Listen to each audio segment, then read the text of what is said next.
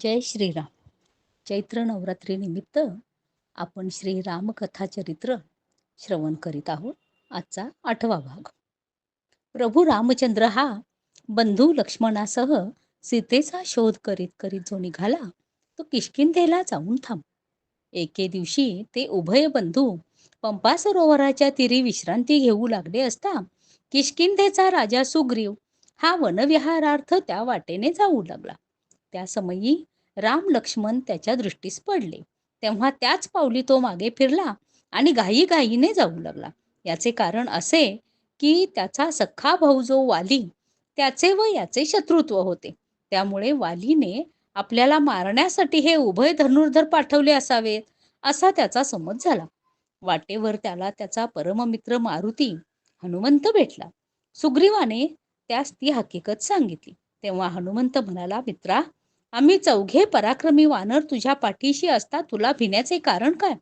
अरे, प्रेमावरून भक्ती, दयेवरून शांती आणि निरीच्छतेवरून विरक्ती जशी कळून येते तद्वत त्यांच्या बोलण्यावरून ते खरोखर शत्रूकडून आलेत किंवा कसे याचा क्षणार्धात तपास लागेल.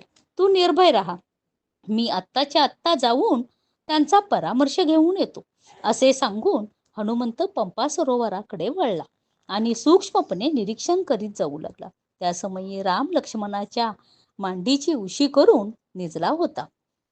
हनुमंत हळूच जवळच्या झाडाजवळ जाऊन स्वस्तपणे बसला. इतक्यात रामाने त्याच्याकडे वळून पाहिले. तेव्हा हनुमंत रामाला वाकुल्या दाखवू लागला. ते पाहून राम म्हणाला, लक्ष्मणा, तो पहा अंजनी पुत्र. हा जितेंद्रिय असून याची लंगोटी जन्मतःच सोन्याची आहे. हे शब्द ऐकताच मारुतीला लहानपणात एके दिवशी अंजनी मातेने तुझी लंगोटी जो ओळखेल त्याला तू आपला प्रभू मानून निशंकपणे त्यास शरण जा असे सांगितल्याची आठवण झाली. त्या क्षणी मारुती चटकन झाडावरून खाली आला आणि त्याने रामास वंदन केले व आपण येथवर येण्याचे कारण काय असा प्रश्न केला. रामाने कारण सांगताच मारुती म्हणाला, प्रभो, ऋषमुख पर्वतावर सुग्रीव नावाचा एक वानर माझा परममित्र आहे. त्याला आणून सत्वर आपल्याला भेटवतो, म्हणजे त्याच्याकडून आपली पुष्कळशी कामे होतील. त्यावर रामाच्या आज्ञेनुसार हनुमंत सुग्रीवाजवळ गेला आणि म्हणाला, मित्रा, ते दोघे शत्रू नसून धीर वीर असे दशरथ नंदन आहेत. थोरल्या बंधूचे नाव राम असून धाकट्या भावाचे नाव लक्ष्मण असे आहे. आपली पत्नी कोणा दैत्याने चोरून नेली म्हणून तिच्या शोधार्थ तो लक्ष्मणासह येथवर आला आहे.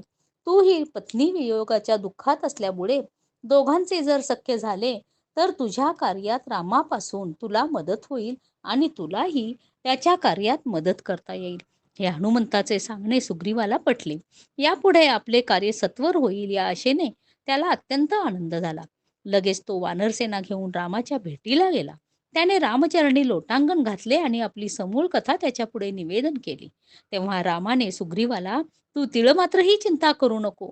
तुझे राज्य आणि स्त्री मी मिळवून देईन असे आश्वासन दिले. त्यावर सुग्रीवानेही, मी तुझ्या सीतेचा शोध लावण्याची कामगिरी करीन असे रामास वचन दिले. त्यानंतर रामाने सुग्रीवास सीतेची सविस्तर हकीकत सांगितली. ती ऐकताच सुग्रीव म्हणाला, 8 दिवसाच्या मागे एक दैत्य एका स्त्रीला घेऊन आकाशमार्गे जात होता व ती, रामा, एक वार मला या संकटातून सोडीव असे म्हणून एकसारखे आक्रोश करीत होती. तिने आपल्या लुगड्याच्या पदरात स्वतःचे सर्व दागिने घालून ते गाठोडे आम्हा वानर समूहात टाकून दिले. ते आम्ही सुरक्षित ठेवले आहे. इतक्यात मारुतीने चटकन जाऊन ते गाठोडे आणले आणि रामाच्या स्वाधीन केले. ते गाठोडे सोडल्यावर रामाने लक्ष्मणाला, हे दागिने सीतेचेच ना असा प्रश्न केला. तेव्हा तो म्हणाला, मी रोज सकाळ संध्याकाळ सीता माऊलीच्या पावलांचे दर्शन घेत असे, त्यामुळे ही नुपुरे मात्र मी ओळखतो. लक्ष्मणाने दिलेल्या या उत्तरावरून त्याच्या विरक्तपणाचे रामाला कौतुक वाटले. थोड्या वेळाने राम म्हणाला, सुग्रीवा, तुला उदास होण्याचे कारण नाही.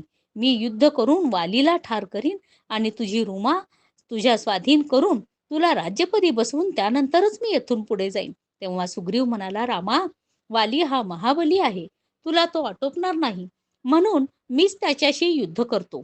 फक्त तू ताड वृक्षाच्या आड राहून त्यास बाण मार म्हणजे झाले. श्रीराम श्रीराम.